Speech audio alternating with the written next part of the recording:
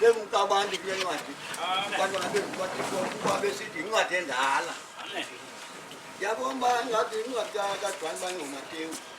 17:17 yabantu bandaseshidala 83 years osentwana. Bazalwane ndizele. Ivesi zimkile uYesu abamwabikato bamangalela. Utasindini onimangalelayo. Iba nguloMoses. Iba nguloMoses. John Bange asisebenziseni bakonke. Akuselekanga sisebenzise ikhafu yethu sisebenzise. Usinike ilizwi lokuthetha nelokuvuma ngoba sivuma ngehadi semikhala yethu.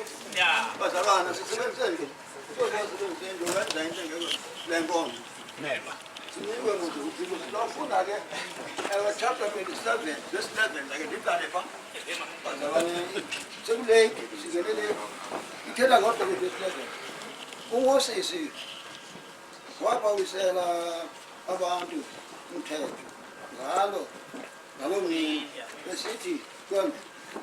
aba bayakuma basikelele abantu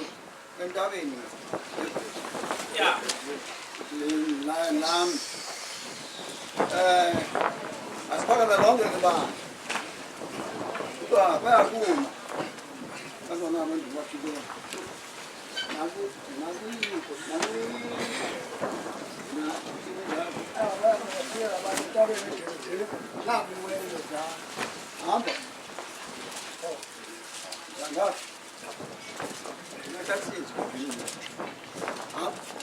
Shumenanye njengomi Moses wawabosela abantu umthetho ngalomini esithi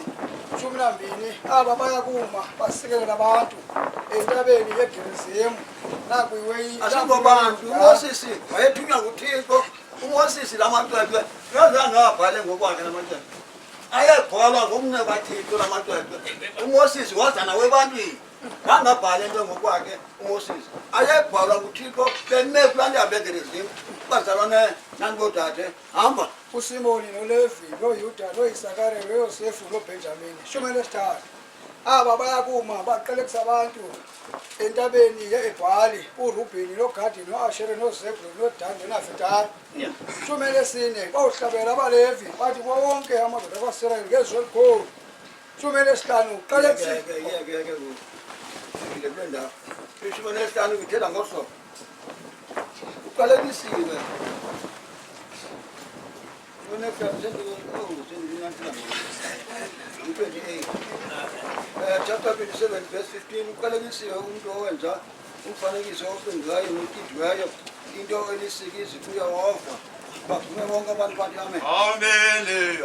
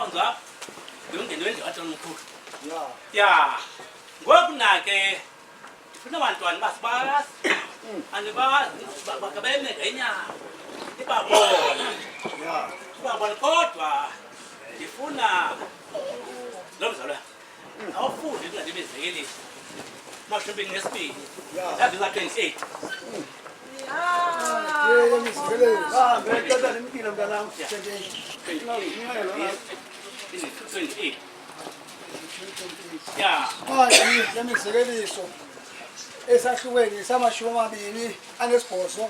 amashumi amabili anesibini ngevesi yamashumi amabili anesibhozo efundeka kahlobo musa ukushenisa umlimandlela wakudala abawenzayo oyihlo. Amen. Amen. Yabona bantwana bathi bofika ndaba Una washingile bandlela. Ayithela umkhulu. Awawenza ngakudala. Ngoba abazulu bancele. Basongena babizingiselele. Bayize apha. Ewe. Yabatotho ba. Kanti abantu abantu bona bazalwa. Phakame. Namani bazalwane. Ngabisi. Basaba.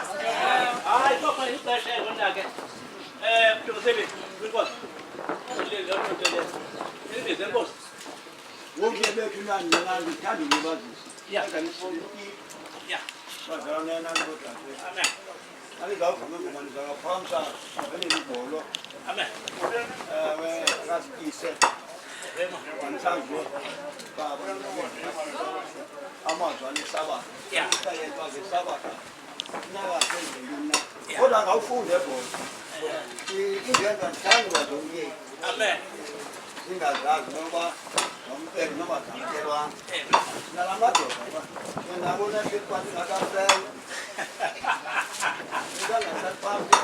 Sebuselele nabawubhujwana. Amen. Sebuselele ubhujwana. Akubhujwanga. Kungadama yavela isahluko sesithathu ngesizofana.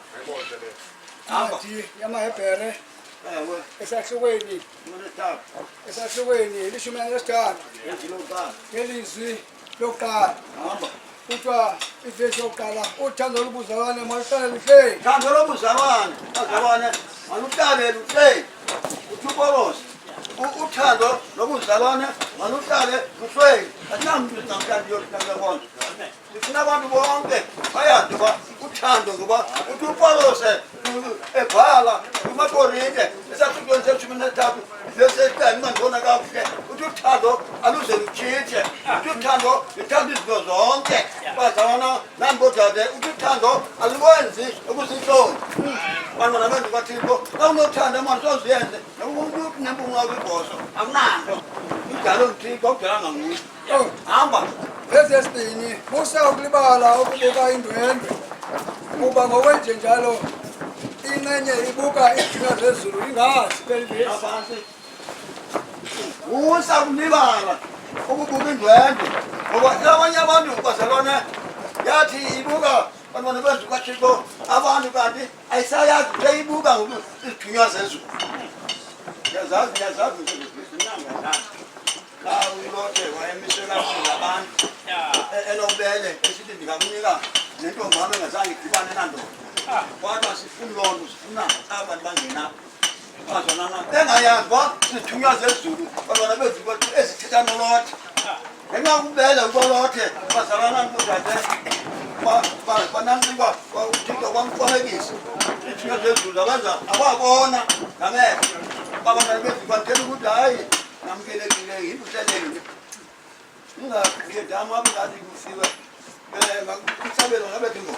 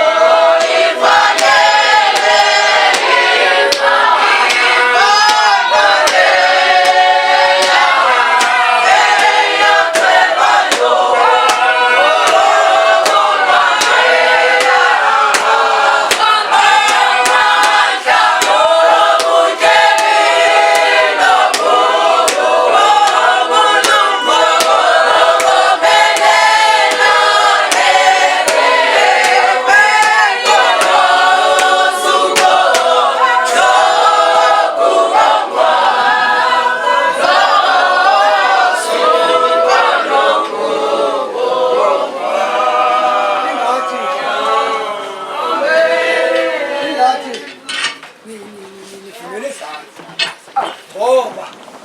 le ndumiso xa uyifunda kakuhle le ncwadi ezithile bandla lenkosi yethu uYesu Kristu kwezi sahluko bantu bakaThixo ababekekileyo sesesihlanu utho apho le ndumiso yayingoma yokoyisa yiyo loo nto inala mazwi athethe kakuhle bantu bakaThixo esithi siza kwenziwa namhlanje okumkani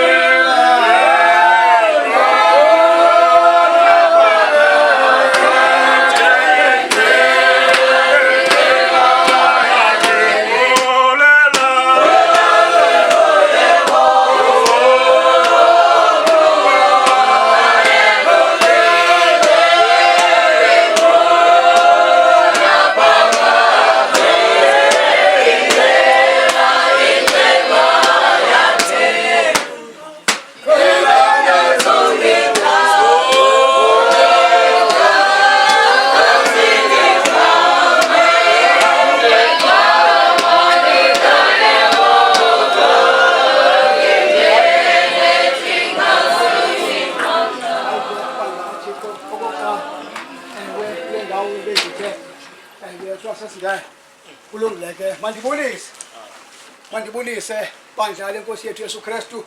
ewe egameni lenkosi Yesu bantu bakaThixo ababekekileyo ndibulise ikwefu ewe abalungiseleli bantu bakaThixo ndibulise obawo abavele ewe omama abakhulu abazalene nodade nabantwana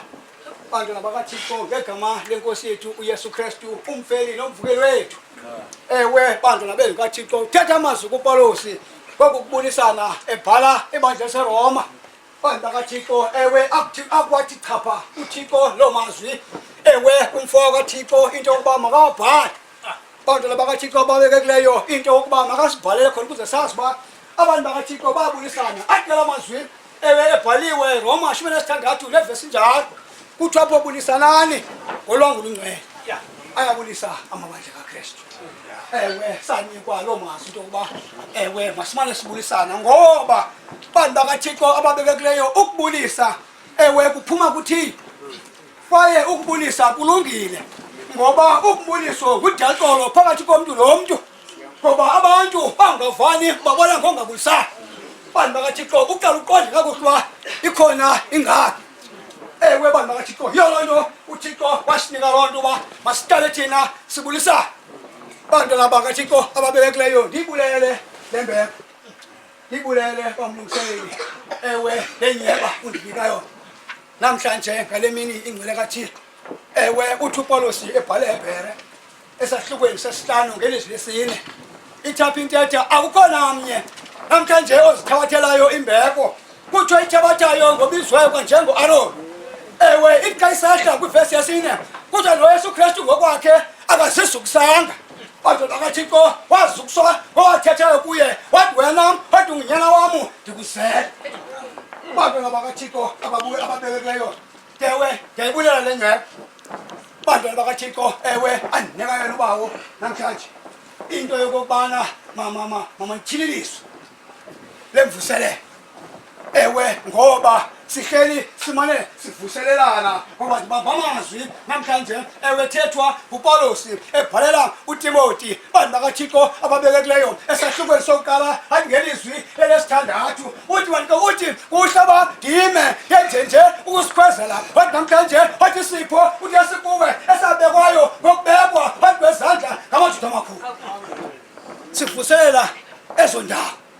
bantu bakathixo sivuselela ezosazela bantwana bekathixo ngoba uthi upawulos namhlanje uba ndimvakakhe ebhale ekorinte eleteni okuqala esahlukweni apho sesesithathu athi ngelizwi eleshumi elesihlanu bantu bakathixo uthi ezi zinto zibhaliwe khona ukuze bantwana bendlu kathixo sazi okokubana simele kukuthini ukuhlala endlini kathixo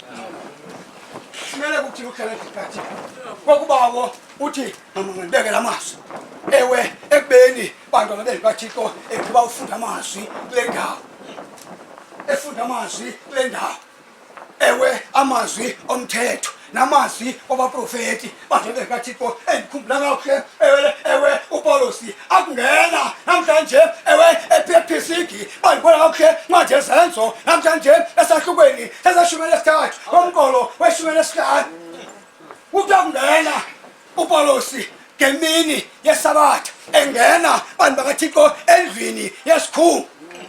kude wathi umphathi wesikhungo esakube kufundiwe ncwadi yemithetho weyifundiwe nencwadi yabaprofeti wathi bazalwana balalizwi wathi bakuvuselela makathethe ebeyifundela kuba ncwadi yemithetho namhlanje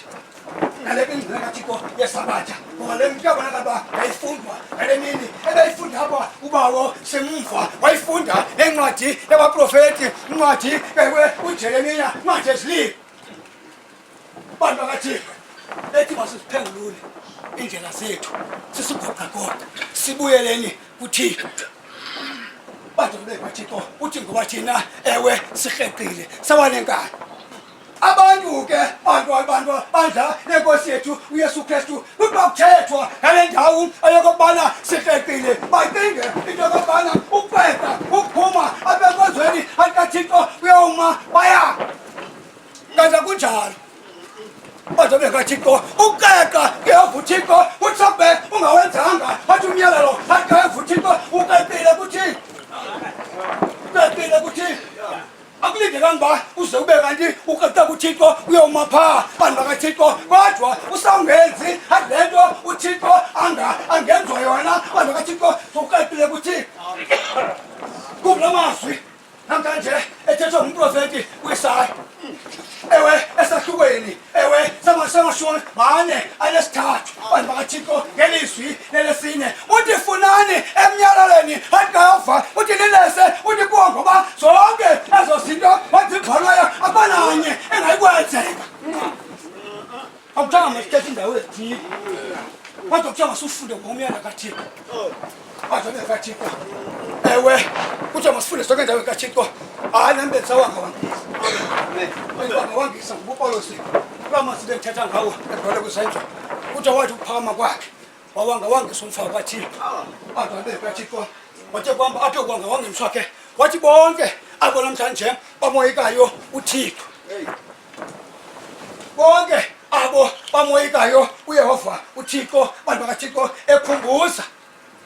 ekhumbuza umfowabo kaThixo amaSirayeli esithi ewe abekhumbuzeni kwawo ethi uThixo wababantu bangamasirayeli bantwana kaThixo awabakhuphayo namhlanje uYehova wanesandla ethethe athi kuFaro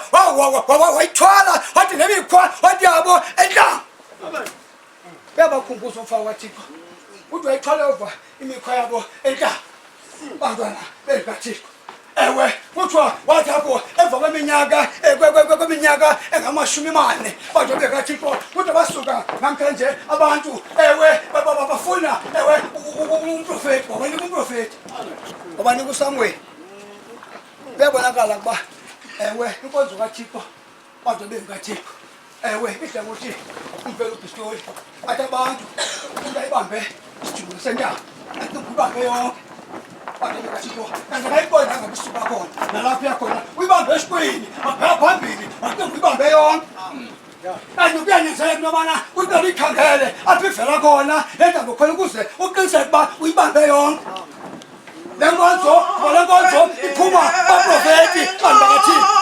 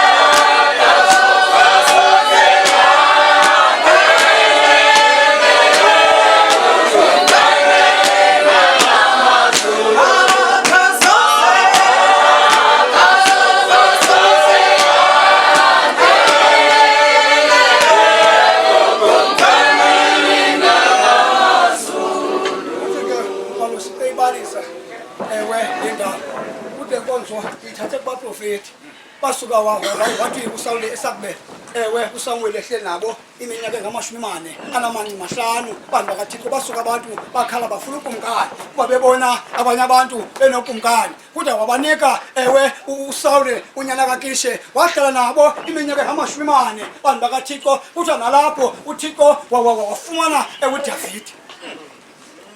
athe esinqeni sakhe wasikhuphela uYesu Kristu. Lowo namhlanje kubonakala uba bantu bakaThixo siyangena ngaye kokukholwa bantu bakaThixo ababekekileyo ewe sangena ngasemazwini ewe eyona nto sasihlangene senje ngale mini ingcwele kaThixo bantu bakaThixo ababekekileyo ebingamazwi okokuba sihlale sisomelezana sivuselelana bantu bakaThixo khona ukuze sizafika neembandezelo nezilingo bantu bakaThixo zifike simile somelele endleleni alikaThixo ngoba ezi zinto azizungenzeki yiyo loo nto wathetha amazwi namhlanje athi uPawulos athi ebhalela ngeRoma satukweni athi sesitanu athi ngelizwi athi lokuqala thapha intetha akukugwetya athi kabaKristu athi uYesu bantu bakaThixo abangahambiyo ngokwenyama bantu bakaThixo ngithele ndani zayifunda ngizafunda loo mazwi bantu bekathixo ewe kodwa lana endifuna uza kuwo ewe akokwisisihlanu athi sigwetyele nje ngokwaselikhuleni sinonkomo kuthixo ngoyesu esathi ngaye sangena namhlanje kweli babalo wathi simikuyo wathi sithembe wathi uzuko wathi likathixo kuthi loo nto wathi ingapheleli wathi kuloo ndawo fana sisuka wathi namhlanje sizinge nangeembondezelo ezingoba iimbondezelo zisebenza ukuchithe sebenza ukuchithe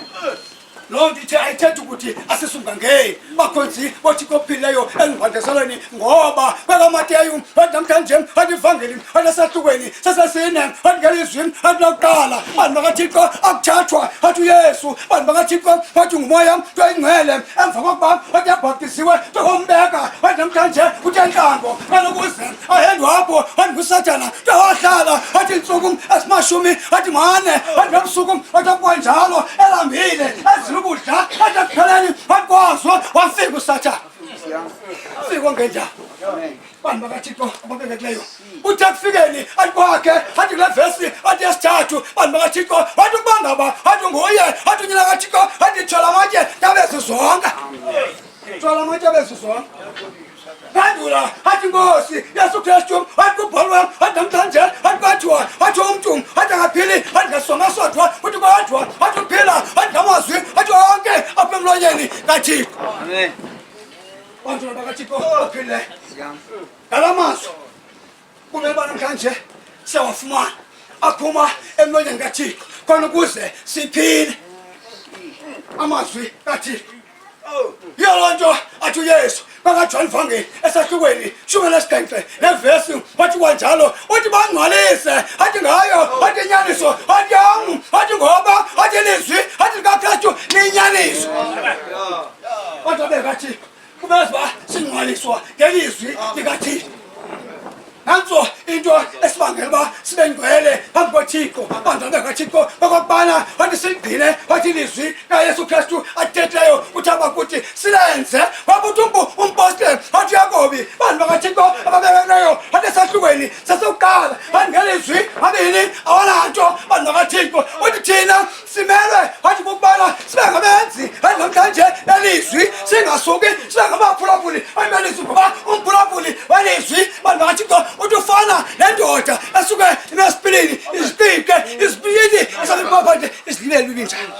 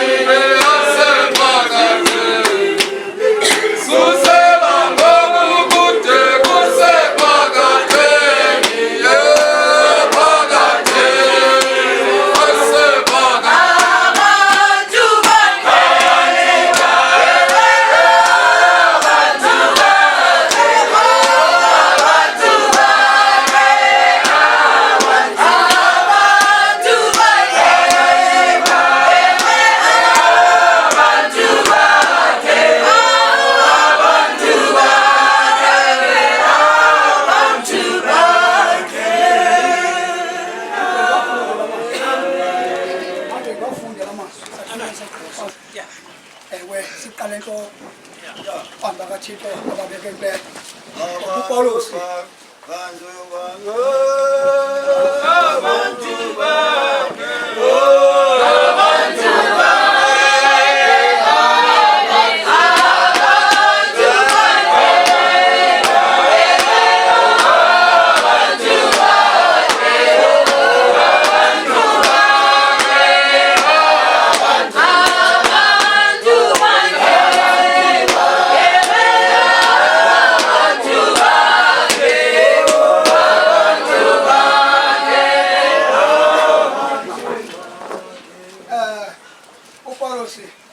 ubhalele Roma esahlukweni sesibuso ngelizwi lokuqala ewe ezawuthi isihloko sayo umoya bantu bakathixo ababekileyo ubomi ngokomoya bantu bakathixo ngoba ewe siyabudla ubomi ngokwenyama kodwa ngoku kuthi ubomi ngokomoya bantwana bakathixo ophilileyo ithi ke la mazwi verse yokuqala ngoko ke akukho gqwetha ngoba kuKristu Yesu abangahambiyo ngokwenyama abahamba ngokomoya bantwana bethu bathixo akukho kugwetshwa baba kuKristu Yesu bona ababa kuKristu Yesu abahambi ngokwenyama bona basuke bahambe ngokomoya bantwana bethu bathixo yiyo loo nto athi uPaulos xa bhala eKorinte bantwana bakathixo bekekileyo eledeni yokuqala esahlukweni sesibini othi ngelizwi atelethoba ithapha intetha izinto uthi ezingathanga qatha entliziyweni yomntu wathi nezinto ezingavwanga ngandlebe wathi nezinto ezingabonanga ngaliswa zizo uyova uthixo uthi azityhela abantu bakhe bantwana bakathixo ngoba akho kugwetha baba kuKristu Yesu abangahambiyo ngokwenyama abahamba bona ngokomoya egalathi bantu bakathixo esahlukweni esesihlanu athi ngelizwi athi leshumi elinesithandathu ukuthi apho uPaulos bantu bakathixo uthi hambani ngokomoya bantu bakathixo ngoba laningasazi kuningizalise athi inkanuko yenyama ngoba umoya ukhanuka ngokuchasanayo yenyama bantu bakathixo uthi ezo zinto athi zombini uthi ziphambene enye ibheka ngabo bantu bakathixo ababekekileyo ezo zinto enye ibheka kweliqala enye ibheka ngabo yiyo loo nto esinamhlanje akho kugwetywa baba kuKristu Yesu uthi abangahambiyo athi ngokwenyama ababa kuKristu bona bahamba athi ngokomoya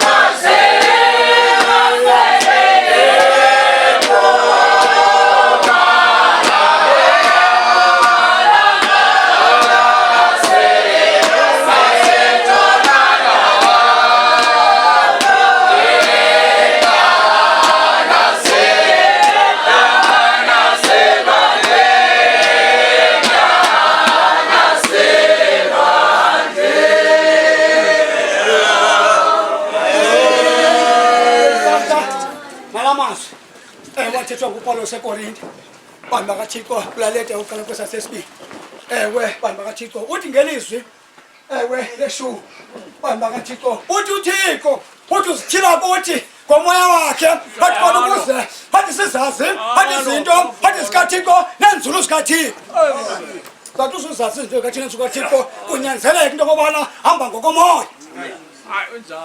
bantwana bethu kaThixo kunyanzeleka hamba ngokomoya Thixo eseshumelanye uthi ngubani na athi namhlanje athi nakuzazi athi izinto athi zomntu athi ngenguye athi umoya kuye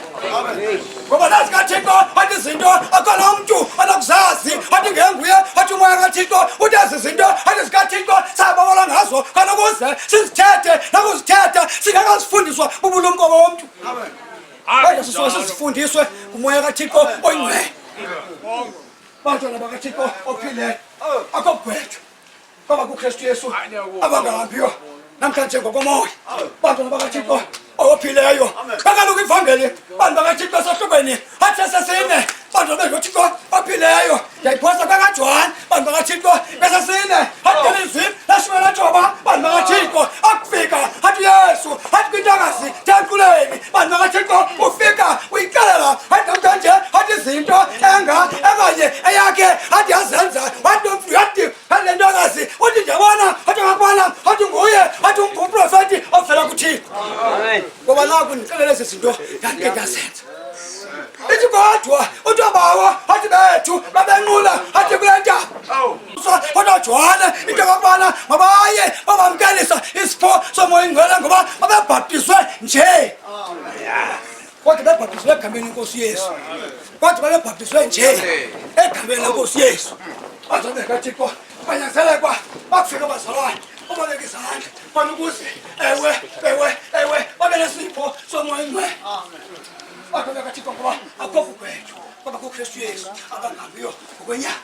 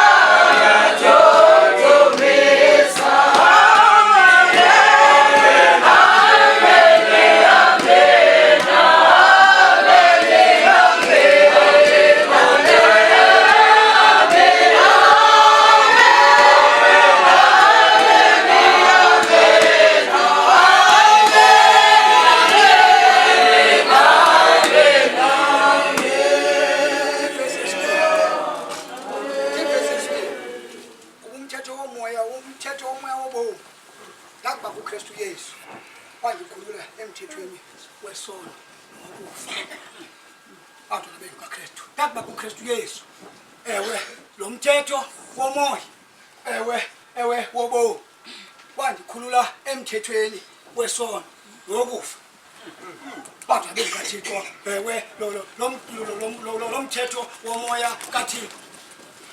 ngoba usakube usukile emthetheni womoya wenyama bantu bakaThixo ukhulula khuleke yonto asathi uPaulos ebhala eGalatia kwasesesihlanu athi imani ke ngoko uthi enkulekweni apho uKristu Yesu walikhulela kuyo thana ukuze athi ngabuyi athi nibanjwe athi ijobwe yobukhoboka ngoba ukubangaba uthe ukuya uKristu Yesu kodwa kubonakala usahamba wena ngomthetho womoya wenyama awubanga senkulekweni izakubuya kodwa bakaThixo ebhadleze kodwa kubonakala ukuba kumele thina ewe sihambe ngokomoya bantwana bakaKristu Yesu khona ukuze sizokutana apha kuYesu. Uthi uPawulos laphalela eweGalati landa bethetha ngayo esithi masihambeni bathina ewe ngokomoya singahambi ngokwenyama. Uthe izinto senjenje ukuhamba kwazo uthi yabonakala wathi imisebenzi eyenyama eyile chibana utomona oqhubu ontiyo omisindo bathi bekaThixo abaphilileyo sizinto zenyama ezibonakala enyameni. Uthi kodwa uthi zona ezizinto ezezomoya ziyabonakala oluthando onyeba olufefe oluqobo. Nazinto zenyama ezezomoya bathi bekaThixo ewe uthi ubangaba uthe wanyathela apha kuzo kubonakala kakuba uKristu Yesu umambethe ngekwelizwi adamkanje athathethayo athi uPawulos athi abhala eGalati kwesesithathu athi ngelizwi abhalesihlanu bakaThixo uthi thina bakaThixo phantasambe sikuKristu Yesu asikho phansi kwamkhapheli sikadwanga ngumntu ngoba sikuKristu Yesu. Uthi nakubeni kuKristu Yesu anisekho phansi kwamkhapheli kodwa nisuka nina nithi ngokabantwana wathi bakaThixo uthi nakube wathi nibhaptiziwe nibhaptizwe uKristu nisuke nimambathe uKristu. Ukuthetha basibe sinxiba izinto ezisibonakala ukuba sikuKristu kodwa sisuka uKristu simambathe ahlala uYesu apha ngaphakathi athi kuthi wathi ngomoya wakhe oyingcwele kwekwelizwi wathi namhlanje uthi elithethweyo athi nguYesu wathi bakaLuka wathi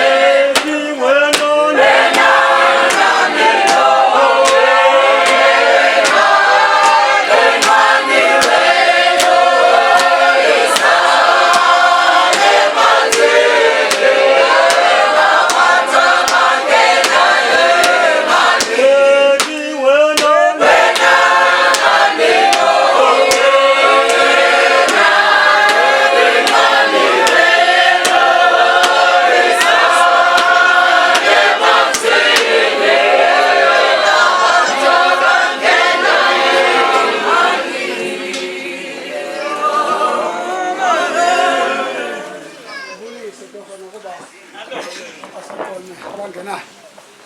anda nabeli kaThixo egameni lenkosi Yesu. Ewe ufika kakuhle bantu bakaThixo ewe sisancokola ngeliliso bantu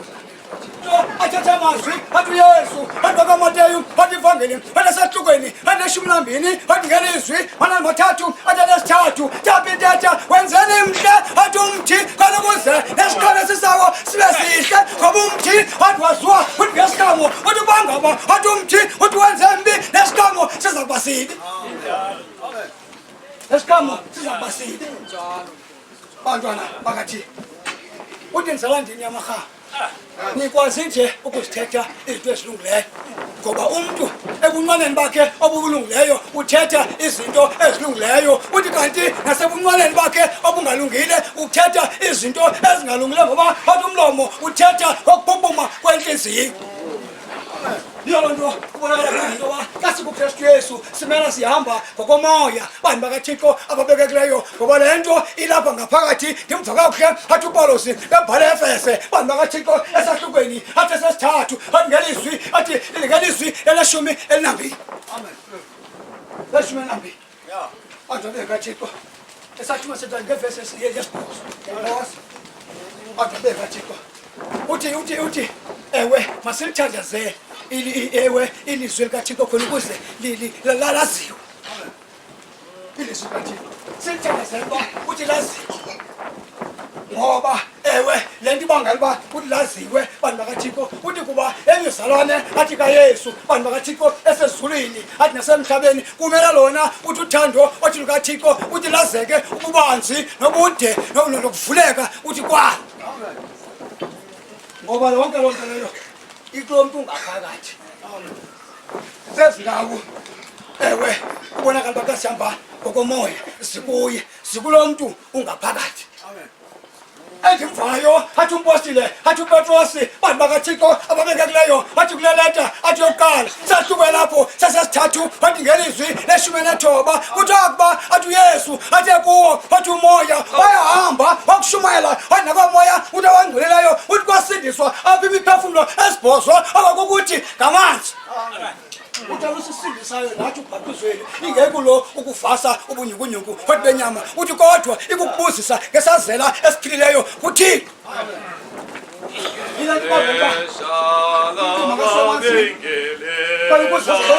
siphilileyo apha ngaphakathi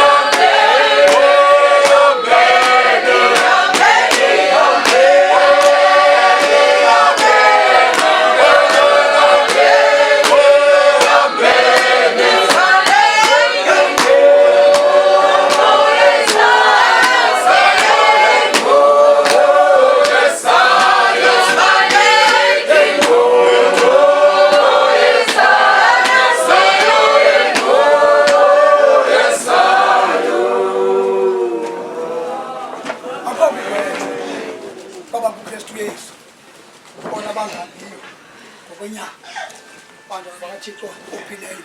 bona bakuYesu bahamba ngokomoya ngoba lo moya ulo ungaphakathi kuwe bantu bakathixo kulaa mazwi bengigqiba wathetha bantu bakathixo sithi xa sikubhaptizayo ewe sibuzisa ngesazela esiphilileyo kuyehova uthixo ngoba bantu bakathixo usangahambi ngokomoya kwakodwa wewe uhamba ngokwenyama unesisazela siphilileyo singaphakathi kuwe siza kuxelela ngoba isazela sakho asikoyiki isazela asikoyiki ukuhamba ngokwenyama bekumele into yokokubana uhamba ngokomoya ngoba usiwe emanzini kodwa ngoku uhamba ngokwenyama siza kukhumbuza athi isazela sakho yiyo loo nto bathetha amazwi athi ngomprofeti athi ujeremiya athi esehlukweni athi esesibini athi ngelizwi mabini amananto ndaphintetha ndakutyala athi ungumdiliya athi ohlobo athi uthelila athi ukujika athi ube ngumdiliya ongcokochileyo kaloku usuke kule ndawo bekumele kuyo wayekuhamba ngokomoya lona wewe uvumile uba uzawuhamba ngokomoya wasuka wahamba ngokwenyama sathi nangona isazela sakho singakoyeki nje simane sikukhumbuza kodwa usuke ume ungajiki babantwana bangathixo yiloo nto uyesu akaJohane athi ivangeli athi esehlukweni 12 angelizwi ayibuza ubukumkani bukathixo bufika nini na impendulo athi kayesu ubukumkani athi kathixo abufiki bunokulolangeka okanye bufiki buyinto ozayithatha uyigqile abuzufika buyinto zathi kodwa ithi uthi seningathi nakufa kuthiwa nabapha nilekapho kuthiwa nabesapha nilekapho kodwa yazi into enye ubukumkani bukathixo naba ngaphakathi kuwe ngoba bantu bakathixo ewe udlubo ngokomoya yena ubukumkani bukathixo bulapha ngaphakathi kuwe ngoba wena udlubomi ngokomoya Mikosi amazulu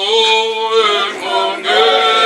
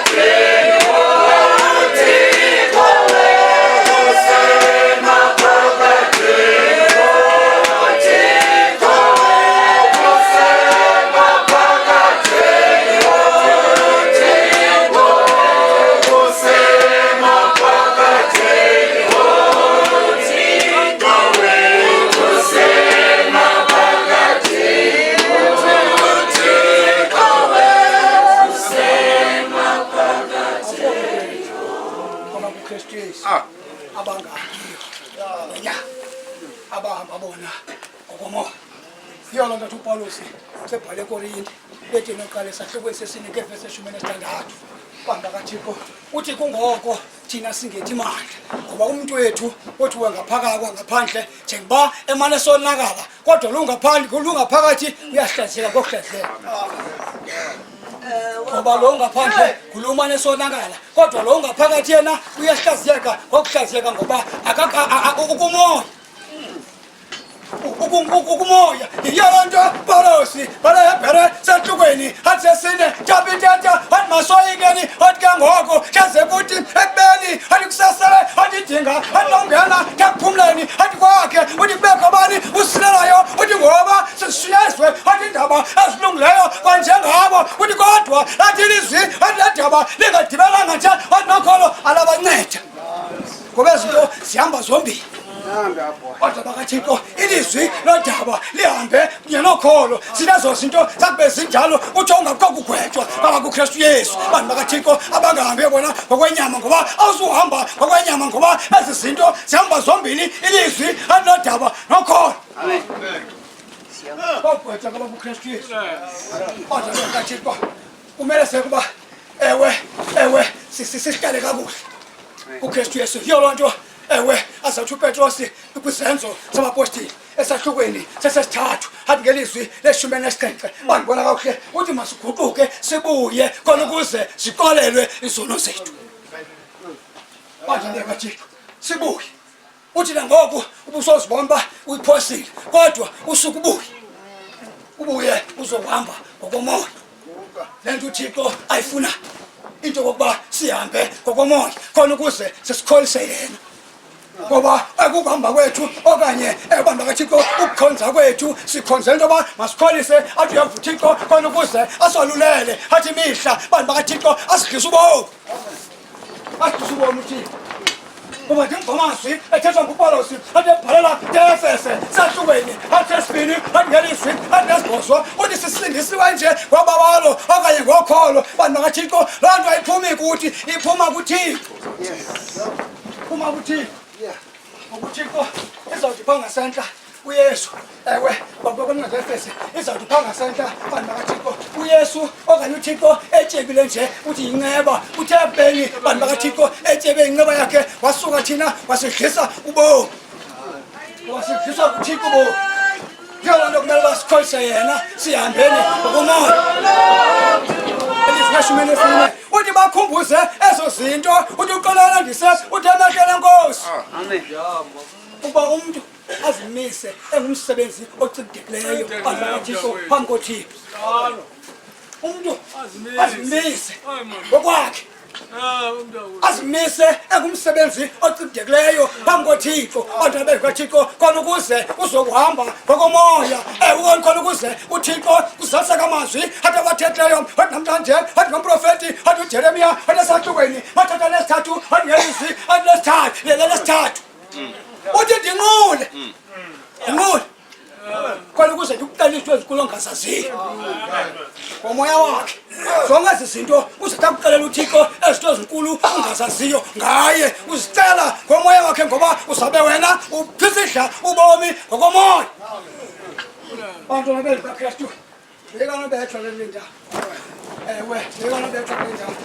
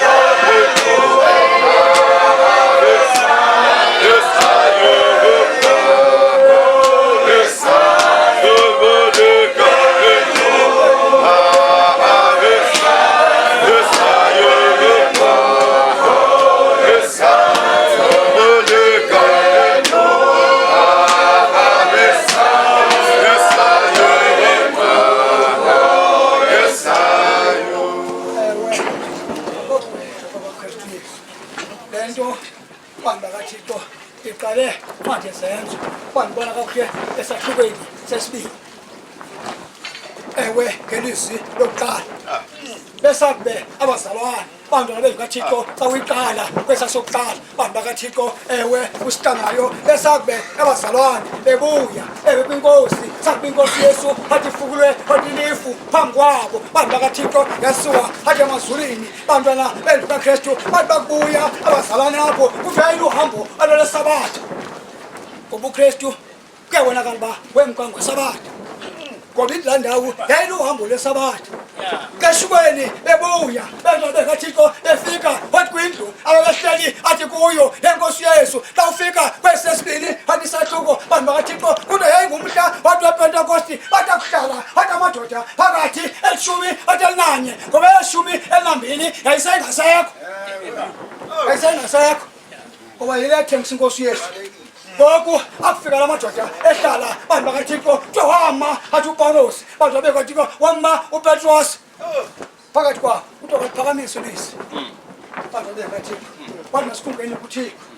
kodwa kukhunga amadoda ewe kwinkosi yesu bantu bekathixo into yokubana makabanike eyeshumi enambini khona ukuze azobalela naye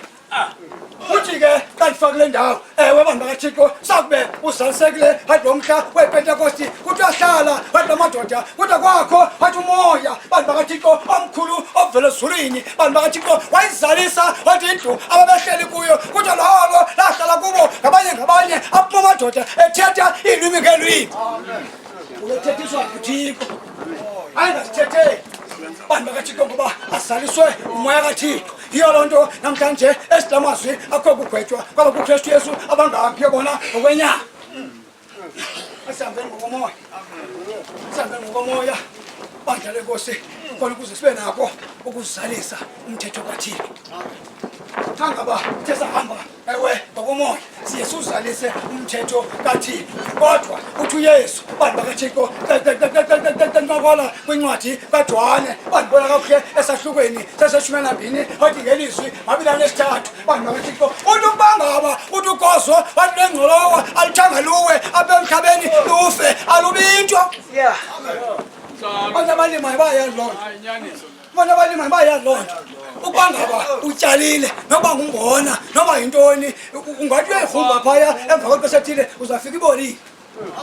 uyesu senzela umzekelo ngaloo nto uthi ukuba ngaba ukhozo lwengcolowa alithanga latawa emhlabeni lufe kude lubintshwa uthi kodwa ukuba ngaba wathi luthe lafa luphuma luthwale isigamo esininzi kubonakale kakuhle into yokubana kangaba athi sifuna athi ukuhamba athi ngokomoya kumele sife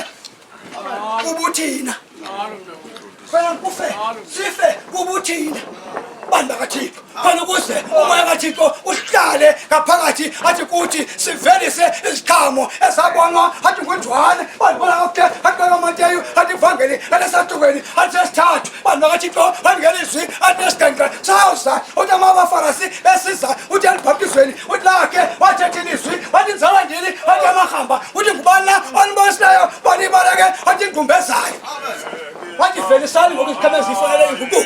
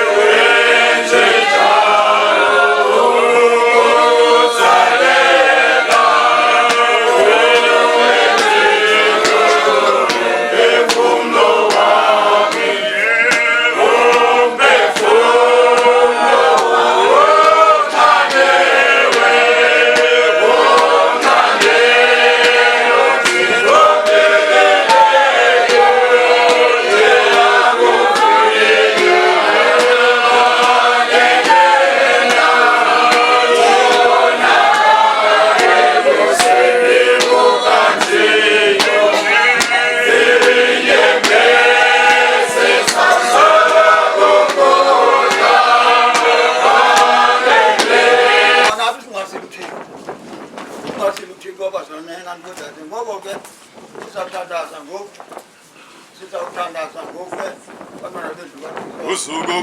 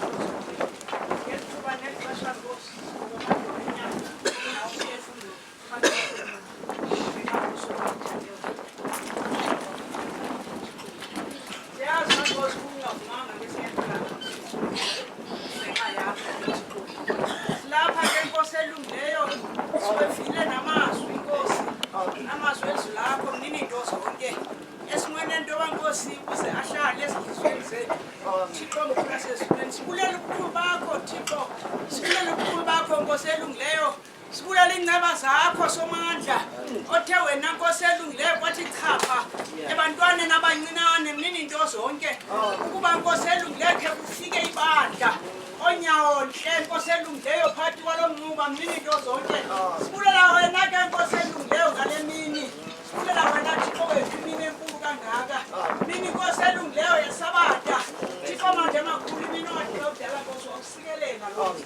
wathi Nkosi esinenzi nami umsebenzi ngawo wathi wena nonyana wakho nentombi yakho wathi nesicaka sakho wathi Lonto ke Nkosi elungileyo simone into baNkosi elungileyo athi amazwi athulwe kule ndawo Thixo manje makhulu kuze Nkosi afumane indawo yokuhlala siyathandaza Thixo wami sithi Nkosi elungileyo nabo Nkosi basezindleleni sibaleka kuwe Nkosi bayigcine kaloku wena uthi awulawe wozelo sicela wena ke Nkosi elungileyo bayigcine Nkosi elungileyo zindawo bazofika ngoba Nkosi elungileyo kuthi Nkosi elungileyo Thixo manje amakhulu abe kuthe chapha ebantwaneni Nkosi elungileyo babone le nkundla igcwele Thixo omkhulu siyakuthandaza Nkosi elungileyo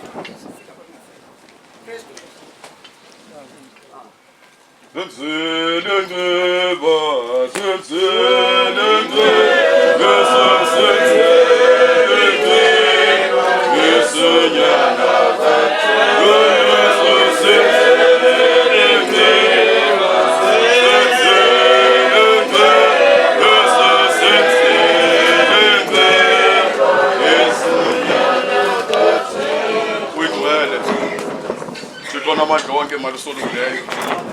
uyingcwele mthetheleli mdali wezulu nomhlaba siqubuthile ngamadolo phambi kobuso bakho Yesu waseNazarethe sibulela mthethelelo namandla wonke amandla akho kumkani kakumkani sigcinile mthethelelo namandla ebudeni bobusuku uKristu walilungisa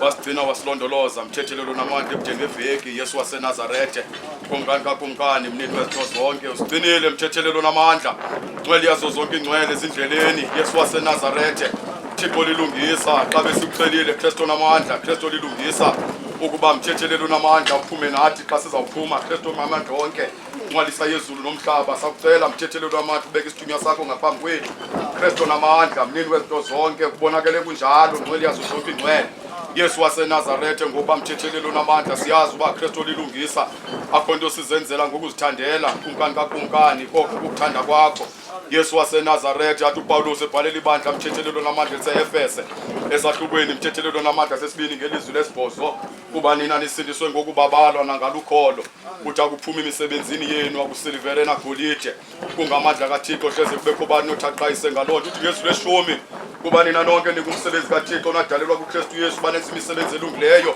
awayilungisayo ngenxa engaphambili ukuze sihambe kuyo mthethelelo namandla ngcwele yazo zonke ingcwele siqubuthile ngamadolo mthethelelo namandla siyazi uba Kristu lilungisa ubuthixo simele ukuqubutha kuye ngcwele yazo zonke ingcwele sinathandabuzo Yesu waseNazarethe ngoba silivile ilizwi mthethelelo namandla mnini wezinto zonke athi uPawulos ebhalela ibandla eliseFilipi esahlukweni sesibini ngelizwi lesihlanu ibani lalencinga wayenayo uKristu kwasekuqaleni akathanga ukulingana kunoThixo kulixhoba wasuka wazithoba ethabathe ubume bomkhonzi yenziwe wafana nomntu wathobeka kwade kwasekufeni ukufa kwasemnqamlezweni kungoku uThixo wasuka wamnika igama elikhulu uYesu ngaphezu konke amagama ukuze azathi amadolo asezulwini naphansi komhlaba mthethelelo namandla aqubuthe kuye cela uThixo uyinkosi ngayo Yesu Kristu ngcwele yazo zonke ingcwele siyakubulela mthethelelo namandla ngokuba Kristu lilungisa usale sikwindawo ezikude ukuze sazi wena Yehova ngcwele yazo zonke ingcwele sibulela mthethelelo namandla kwazana nawe kumkani kakumkani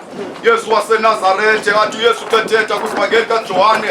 esahlukweni mthethelelo namandla sesihlanu ngelizwi lama-24 ineni lo ulivayo ilizwi yakholwe ngulowo wanthuma kulobo bobunaphakade kuthiwa lo mntu akeze egwetyweni uphume kufeni wangena ebomini ngcwele yazo zonke ingcwele sibulela mthethelelo namandla ukuba usidlisa ubomi Kristu namandla amakhulu ngenxa yokwazi ilizwi lakho Yesu waseNazarethe ngcwele yazo zonke ingcwele thabatha indawo ke mthethelelo namandla njengoThixo kumkani kakumkani thabatha indawo ezimpilweni zethu Yehova Kristu lilungisa thabatha indawo ngcwele yazo zonke ingcwele ebandleni lakho Yesu waseNazarethe thabatha indawo mthethelelo namandla ubonakala unguThixo Kristu lilungisa ukuze mthethelelo namandla sithi sawulazi ilizwi lakho Kristu lilungisa singalihlazisi Yehova ngcwele yazo zonke ingcwele sihlale kulo ngenene ndawo nenyaniso athi uYesu ethetha kwivangeli kaMateyu Kristu lilungisa esahlukweni sesihlanu ngelizwi leshumi enesithathu nina nityuwa yehlabathi ubatyutyana sonke kuthiwa ukuvakaliswa tayilungele nto ukulahlelwa phandle inyathelwe ngabantu uthi ke nina nilukhanyiselo lwehlabathi umzomi phezu kwentaba unawufihlakala kananjalo basibaneke isibane basibeke phantsi kwesitya uthi basibeke esiphathweni saso ukuze sikhanyisele bonke abantu abasendlini wathi ke malukhanye ngokunjalo ukhanyiselo lwenu phakathi kwabantu ukuze bazukiswe emthethelelo bayibone imisebenzi yenu emihle babe nako ukuzukisa uThixo Kristu namandla sinqwenela mthethelelo namandla kweli bandla Kristu lilungisa wongezelele mthethelelo namandla imiphefumulo esindiswayo Kristu namandla amakhulu ngenxa yokubona mthethelelo namandla abantu abakude bebonela ihambo yethu Yehova abantu abakude bebona imisebenzi yethu abantu abakude besiva intetho yethu Kristu namandla amakhulu Ngcwele yazo zonke ingcwele hlala nathi kumkani kakumkani hlala nathi Yesu waseNazarethe Kristu lilungisa hlala nathi mthethelelo namandla ukuze Kristu namandla amakhulu sihambe mthethelelo namandla ngokomoya singahambi ngokwenyama Ngcwele yazo zonke ingcwele kuba mthethelelo namandla uPawulos mthethelelo lilungisa eRome esahlukweni sesibhozo ngelizwi leshumi enesibini ukuba mthethelelo namandla wonke Kristu namandla amakhulu siyazingqala Kristu namandla amakhulu mthethelelo zintlonti zenyama Kristu namandla amakhulu sizakufa mthethelelo namandla nini wezinto zonke ngcwele yazo zonke ingcwele hlala nathi kumkani kakumkani silungise Kristu namandla amakhulu lungisa mthethelelo inhliziyo zethu ndawonye nengqondo zethu Kristu namandla amakhulu ukuze sikufanele kanye athi uPawulos mthethelelo namandla eRoma Kristu lilungisa esahlukweni seshumi enesibini ngelizwi mthethelelo namandla lokuqala uthi ndiyanivuselela ngoko ngemfefe zikaThixo kuba ninikele imizimba yenu belidini eliphilileyo idini elingcwele Kristu namandla nelikholekileyo kuThixo uthi beyinkonzo yenu leyo yasengqondweni kananjalo ningamilisi okweliphakade nibe kumila kumbi ngenxa yokuhlaziyeka kwengqiqo yenu ukuze nikuxokise into ekuyukuthanda kaThixo Kristu namandla sinqwenela mthethelelo namandla Yesu waseNazarethe ukuba sibe ngamadina angcwele phambi kobuso bakho Kristu namandla amakhulu sinqwenela mthethelelo namandla imizimba yethu Kristu lilungisa ngcwele yazo zonke ingcwele ilivumbela imnandi phambi kwakho Kristu namandla Yesu waseNazarethe ngoba mthethelelo namandla uthi uPawulos anazini ubumoya kaThixo mingaphakathi kwenu anazini bangaphakathi kwenu Kristu namandla amakhulu imizimba yenu itembele kaThixo ukuba mthetheleli ngaphakathi kwenu kume umoya kaThixo uthi ukuba umuntu uyayonakalisa itembele kaThixo noThixo uzamonakalisa lo muntu Ngcwele yazo zonke ingcwele Kristu namandla senze emthetheleni sikufanele ngamaxesha onke kumkani kakumkani hlala ngaphakathi kwelibandla Kristu namandla amakhulu Ngcwele yazo zonke ingcwele umoya wakho mthethelelo namandla sinqwenela basiwufe Kristu namandla Yesu waseNazarethe Ngcwele yazo zonke ingcwele ukuze mthethelelo namandla Yesu waseNazarethe lenkonzo mthetheleli ngabiyeka abani Kristu namandla amakhulu kodwa ube nguwe Kristu namandla okhoyo ngaphakathi kwethu kumkani kakumkani mnini wezinto zonke sishiya amakhaya wethu Yehova Ngcwele yazo zonke ingcwele ngenxa yokongama kwakho mthetheleli ngaphakathi kwethu Yehova kumkani sinqwenela ke mthethelelo namandla Kristu lilungisa namakhaya wethu kasiwashile Kristu namandla ibe nguwo ovalileyo Ngcwele yazo zonke ingcwele ngoba mthetheleli lapho uvalileyo akho umuntu nothavule nalapho uthe wavula akho umuntu nothavale Kristu namandla Ngcwele yazo zonke ingcwele ukuze singasisoli Kristu namandla ngokuza kwethu kule ndawo zonke into ke siyazicela sizithembile ukuzazenza egameni lenkosi yethu ngesu Kristu umsindisi wethu amen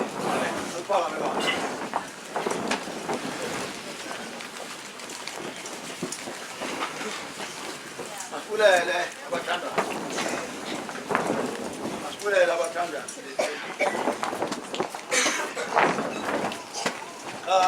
Bethandaza ke ngeke ndathi bachaza uthandazayo akathethi nathi ngeka nothixo umuntu uthandaza akathethi nathi nothixo umuntu bazalwane